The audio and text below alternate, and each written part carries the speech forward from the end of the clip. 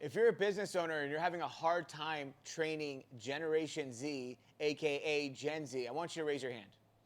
Okay, it's you. Okay, that's every business owner. If you're a restaurant owner and you're having a hard time training Gen Z, I'd like you to hit the like button, subscribe button, and leave a comment. That's a joke, but seriously, if you're having a hard time training Gen Z, I have some tips for you, okay? We've made it a mission and a goal here at the 30% Rule to help train Gen Z, a misunderstood generation, right? Everyone just thinks they're lazy and they're this and they're that, and they do have their problems, they do have their issues, but the problem is that we're trying to use old training tactics to train a new generation, right? We're officially post-COVID, and now we're training Gen Z, and we have a lot of hurdles to cross, a lot of things to jump over, and a lot of things to accomplish, and we need to do it by having updated, upgraded training, right? Training needs to evolve, and it hasn't. And that's the problem you're facing. Now, I'm gonna show you how to train Gen Z, what to look for, and why you're having such a hard time training them.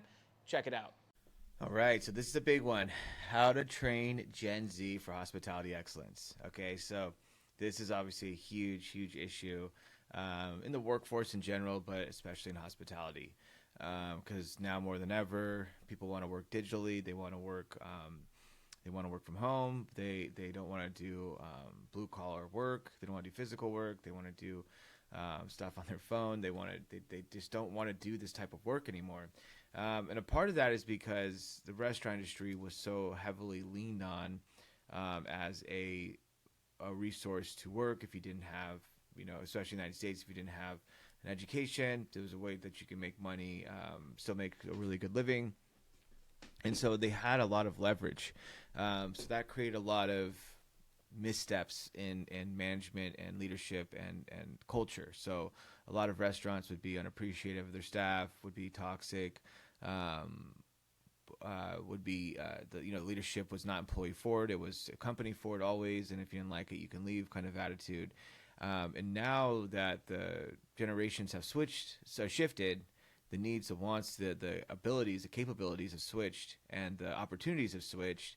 Now the restaurants are needing these employees, but they have a lot of work to do, because now there's a reputation of what it's like to work in a restaurant, what's required, and a lot of restaurants don't know how to operate any other way, and so it leads to misalignment of the Gen Z and then what they're doing. So I think hospitality is still a huge opportunity to get people of that generation involved, to get them excited and get them bought in, but it has to be done the right way. And it's the complete opposite of basically how restaurants have been running for the last couple of decades. And so there's definitely ways to do this, but we have to get them bought in. And it's not about giving them things or bending the knee or letting them get away with murder. It's just about running the culture in a way that's conducive. And so we're going to go over this. So before you start trying to figure out how to get them bought in and how they work and what they do, you need to know what it is that Gen Z are. Like, what is the issue here? Why is there such a struggle to train them? Obviously, you can tell me, oh, well, it's this, and that. I noticed it. I see it. They want this. They want that. But we really need to get to the why, right? We want to get in their head and understand why they think the way they think and do the way they do. So if you look here, Gen Z is born from 1997, which is terrifying. That's a year you could be born and actually work, to 2012. And has been profoundly shaped by rapid technology advancements, extensive social media use, and significant global disruptions like COVID-19. So you got to remember, like, it's hard sometimes to for me. I'm going to be 40. Or I am 40. Going to be 40. I am 40. It's hard for me to picture a life where you're born into, like, let's say the iPhone, right? Or you're born into just the internet, right? Technology, all these things. So with that being said, there's a different mindset there, right? They have completely different uses. A majority of their adult life or a majority of their teenage life, there was social media.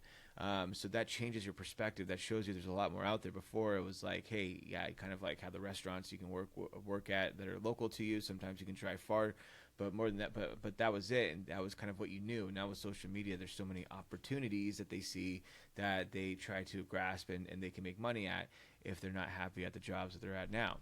A Harvard Business Review, Gen Z's digital-first upbringing has fundamentally changed their approach to learning, communication, expectations from employment.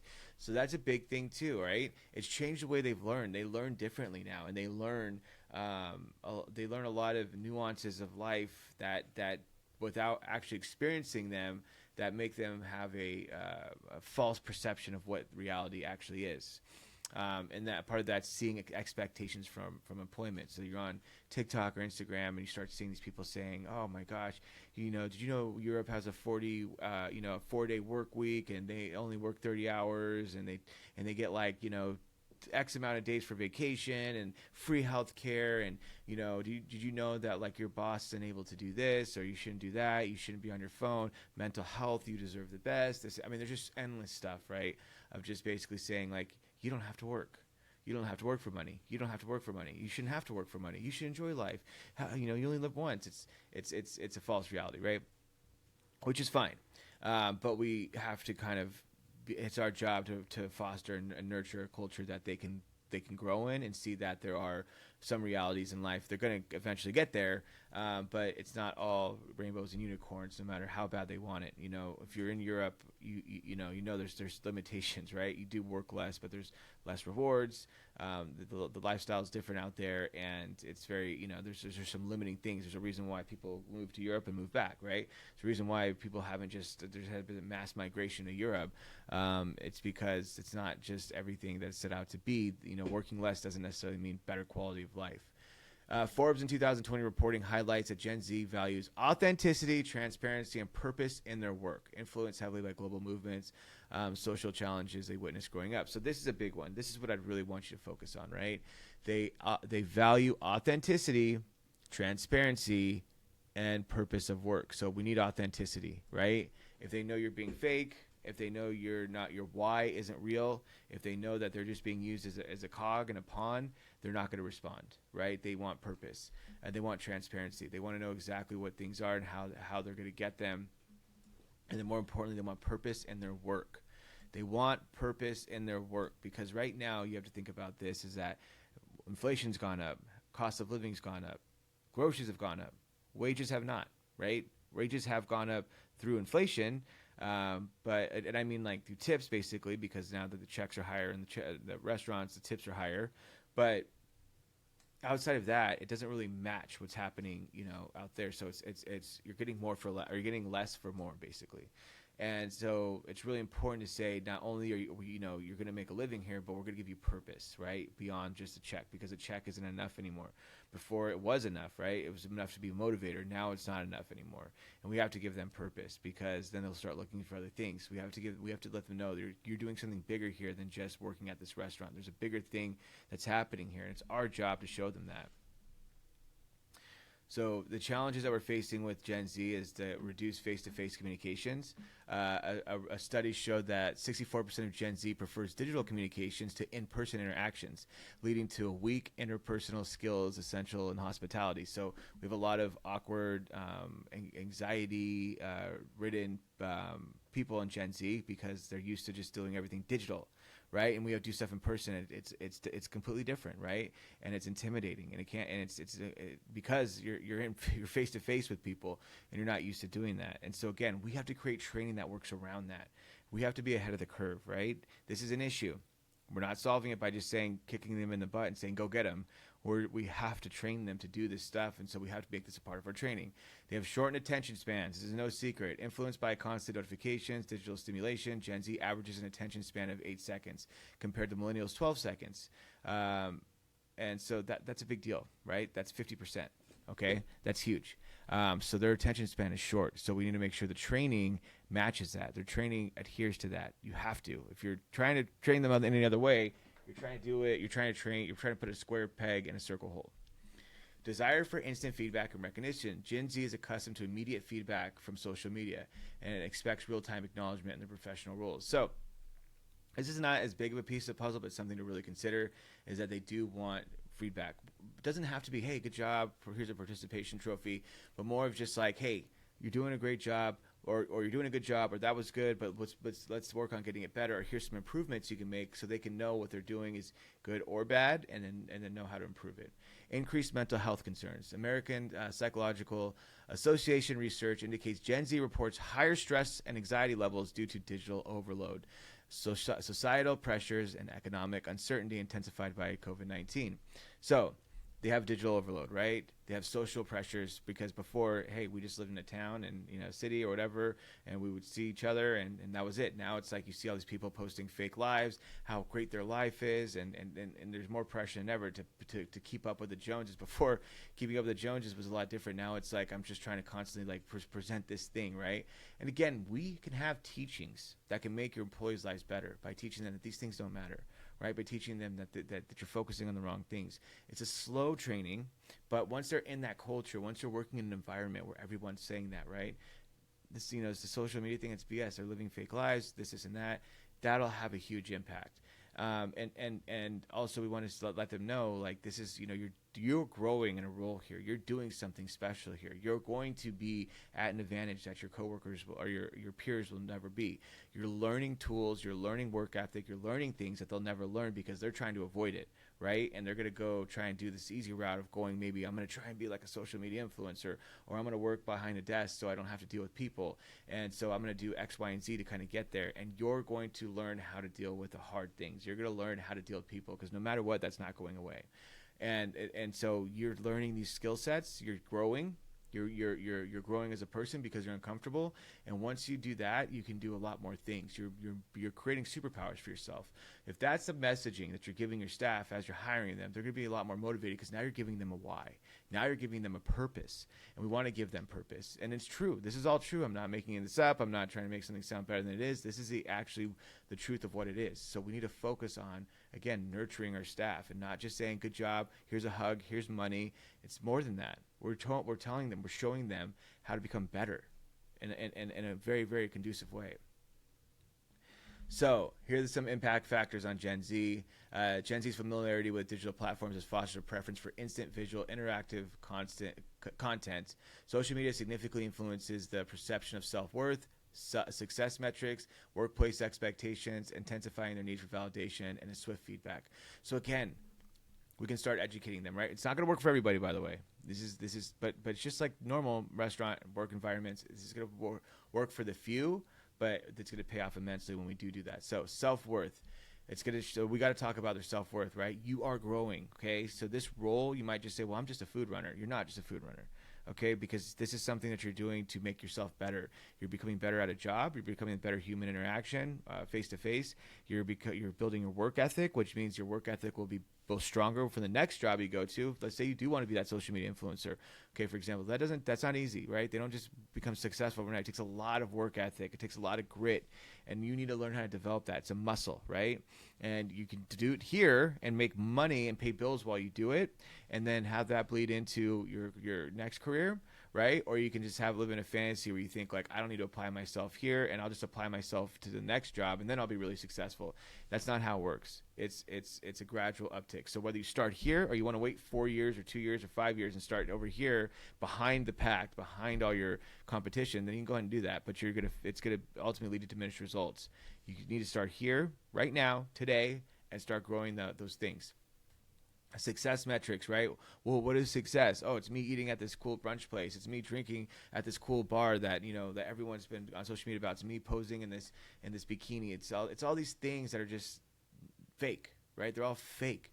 And we got to kind of like convey that to them slowly but surely. Your success metrics are going to be based off your work ethic, based off the relationships you build with people, right?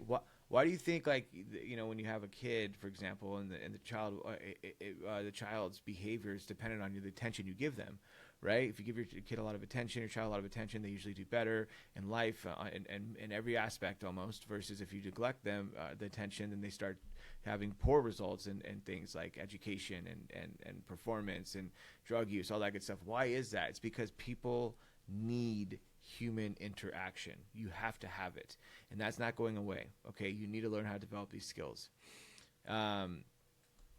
And then workplace expectations. We need to make this really realistic, right? Oh my gosh, in Europe they only work three days a week or 4 days a week, and they work 25-hour work days, 30 hours. It's okay, yeah, they do, but they also make a lot less money. A lot of people in Europe don't have cars, right? A lot of people in Europe can't go to, can't afford to eat out most nights out of the week, right? A lot of people in Europe don't have money saved up. A lot of people in Europe live with 3 generations of their family.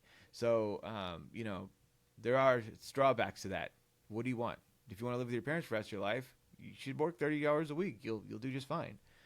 And then the pandemic. The pandemic reinforced Gen Z's priorities around job stability, flexible work conditions, clear communication about workplace safety procedures. It heightened the awareness of mental health, increasing their expectations for employee-provided emotional and psychological support. So here's some strategies that I've already kind of jumped into about training solutions. The why factor. This is Simon Sinek's thing, and I agree with this 100%. Clear explaining the purpose behind tasks to resonate deeply with Gen Z's intrinsic motivation and meaningful work. Example, you're not just serving food, you're enhancing people's lives by creating an unforgettable experience, okay? So this is it, right? Every time we train why, and that's important. And we want to frame it as something that's really beneficial outside of the job. You're not delivering food so they give you tips so you make money and company make money. We're saying, hey, we're doing something bigger here, okay? We're teaching you something that you're not going to know in the future. That's going to contribute to your success. And so when we can explain that, that's going to be a big piece of the puzzle. Connect and reflect. This is by John C. Maxwell. Weekly growth check-ins. Facilitate individualized coaching sessions. Focus on personal and professional growth to demonstrate genuine investment in the career paths. Reflective wrap-ups. Use the end-of-day debriefs to emphasize constructive feedback, positivity, and specific areas for development. So people always ask me, Preston, how do I train Gen Z? How do I get them bought in? How do I get them to be about it? It takes work. It takes work. It's going to be work, but the payoff is going to be there. But you have to do the work, okay? So weekly check-ins, we just sit down with the employee. Oh, my God, Preston, I have X amount of employees and X amount of managers. How am I supposed to have my managers do all that? Again, it takes work. If you want the results, you're going to have to do the work. I'm sorry. It just is what it is. There's no secret pill. There's none of that. This is what it is, right? Weekly growth check-ins. So we sit down with them, talk to them for 15 minutes. Hey, how you doing? Blah, blah, blah. Well, here's how you're doing on job performance, and here's how we see you can improve, and here's what you're doing really well. Thank you very much. And is there anything we can do to support it? What do you think about this job, by the way? Be honest with me. How do you feel about it? What's bothering you? What's this? What's that? And we talk about it, and they'll open up, and then we'll kind of go back and forth and let them know, like, obviously we're not bending the knee, but we're just talking them through that, building a relationship, showing that we care, and then letting them know we have expectations. And usually they'll just meet you on those expectations because you've had an honest human conversation with them, and they're not used to that. And so they appreciate it. And then reflective wrap-ups at the end of the shift, give them constructive feedback, with positivity, and then how they can improve. How do you think you did tonight, right? We're not trying to sit there and go, what the hell is this, right? We're just like, how do you think you did tonight? Okay, well, I noticed you weren't asking your guests if it's the first time. Can I tell you why it's important? We want the guests to come back. If you get the guests to come back, you're executing something at a high level. You're making a human connection at a high level, and you can take that with you anywhere you go. Okay, so let's focus on doing that. I really want to see improvement there, right? Let's start by just asking the guests for the first time. I'm giving you bad examples, but stuff like that. And then there's Tony Robbins' Control Your State method. This is the Control Your State method. This is huge, right? We want to show Gen Z because, again, we're dealing with anxiety, right? We're dealing with like a lot of anxiety. That you can control your state. You can control it. You don't need like the medicine. I'm not saying don't take medicine if you're taking. I'm just saying you don't need to sit there and go, I need something right now to be able to feel better, right? You can control your state when you get into work. You can control your state during work when it gets stressful. You can control this stuff. I want to show them how to manage their emotional and mental state actively through techniques like psychological shifts, posturing, breathing. Take a deep breath. Put your shoulders up. It's going to be okay. Relax, right? It's going to be okay. Let's just get through this next hour. Let's do as best we can. Let's forget about everything else. Push it back. Language reframing, mental imagery, inspired by Tony Robbins' lectures. Conduct short, engaging workshops, state management, and to empower the employees to handle situations. Hey, you do a workshop. You say, what do you do when you get stressed out? What's your natural reaction? What's the first thing you do, right? It's never a positive thing, right? You get stressed out. What do? You freak out, tighten up. Your patience gets lowered, like everything, right? And all of a sudden you like want to kind of curl up into a ball. How do we avoid that, right? We're going to naturally do that, but when we get to that state, when we feel that, what do we do next? Okay, do we stop and go, wait, what's going on here? So we're having conversations like that to make them better, but they're going to be interested. They're going to be like, Yeah, I do that. Now you're relating to me. Now, what's the point of this, right? Oh, and you're saying, wait, I can control that. Yeah, and you can also do it outside of work. Okay, you can do this outside of work with a significant other, with a family member. You can do it outside of work, so that way you can control your state and have a better quality of life. Because if your go-to state is like anxiety, stress, tighten up, that's going to be a tough road, right? I want to teach you how to control that, so you're not letting your emotions take over all the time. Innovative training frameworks. Okay, so first we want to do the app. They like it. They love apps. So app approach method. Sorry about that. And so the way this works is first we ask, encourage genuine curiosity about guest preferences and needs. Want them to ask the guest this, personalize, tailor interactions to make every guest feel individually recognized, and then predictive, anticipate and proactively exceed the guest's expectations, cultivating exceptional hospitality. So asking is human connection. Personalized is making sure that we're starting that tailored approach, and then predictive. Now we're going to go into the high-level hospitality piece. We break it down as three simple steps, and then each step has three simple steps underneath that, right? But we have to go through this first and get them organized here, and then go deeper into each framework as we move along in the training process.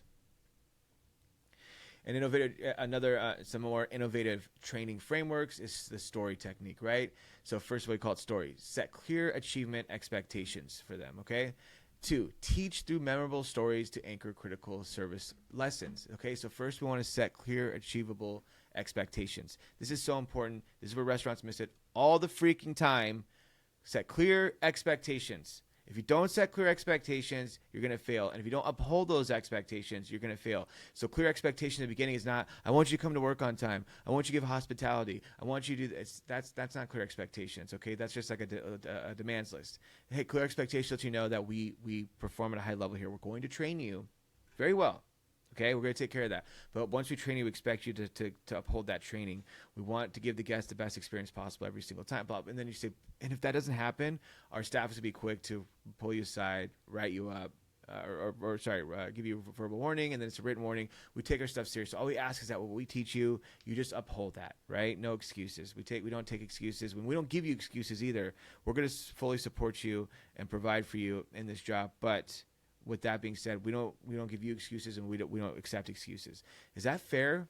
And they're going to sit there and go, yeah, okay, yeah, that's fair. I get it. Now those expectations are set. Now in training, we uphold those expectations because we have trained trainers and a trained protocol certification program, right? That we have in every restaurant that's successful. So that way they get upheld, okay? Those expectations. They get on the floor. Your managers have systems to hold the staff accountable, so everyone on the floor is holding up those expectations. But what normally happens, here are the expectations during the hiring process, and then the expectations just take a giant dip during the training process because the trainers aren't trained properly to train. And so then they get on the floor, and then there's no systems for the management team to uphold all that stuff. So no one's holding up those expectations. So now it becomes completely optional, and all those expectations go out the window. Because we need to set clear expectations, achievable expectations, and we need to keep them. That's a missing piece. The story technique, teach you memorable stories to anchor critical service lessons. When we're teaching, we need to do storytelling. Give stories. When people hear the stories, they'll relate. Oh, okay, I get it. Human nature, since day one, we always told stories to connect with each other. That's what we need to do. Oh, offer mentorship and consistent emotional support. Offer mentorship. When I say consistent emotional support, it's like, hey, like they have a bad day. I get it. I've been there. Give them a story. One time I had this guest come in, blah, blah, blah, blah, blah, but I got your back. Don't worry. It'll be better. Control your state. Remember, it's all good.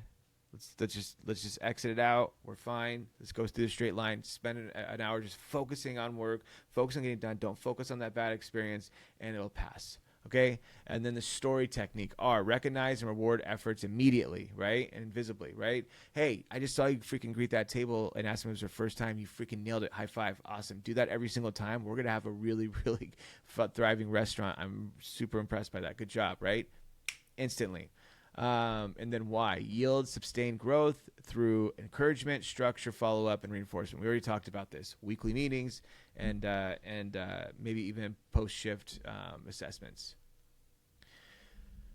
So practical solutions. So digital training is good to keep up with consistent training. We don't want we don't want digital training at the beginning, but we want digital training throughout, right? Maybe sending them emails, sending them messages, an Instagram page that they can go to that'll give them notifications. Role playing is huge. When you have downtime or even during pre-shifts, we're doing role playing scenarios so you can coach in real time and in front of their peers. Emotional support, like I told you, do a pulse check. We're all good. Everything's good. We're going to get through this together. I got your back. We're in this together. And then team recognition. Always implement team wins. Organize daily power huddles, aka pre-shifts. Those are huge, and those are going to keep the goals aligned and the people motivated. Utilize digital training storyboards with visual narratives and tablets, mobile devices. This is something that we can get into in the future when we build your training. And introduce success swipe up boards to showcase and celebrate immediate achievements and positive behaviors consistently. This can be as simple as a whiteboard that has a bunch of shout outs.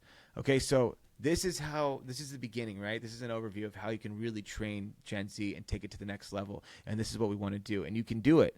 But what we need to do is put the work in and the front work in. And after that, the payoff is immense.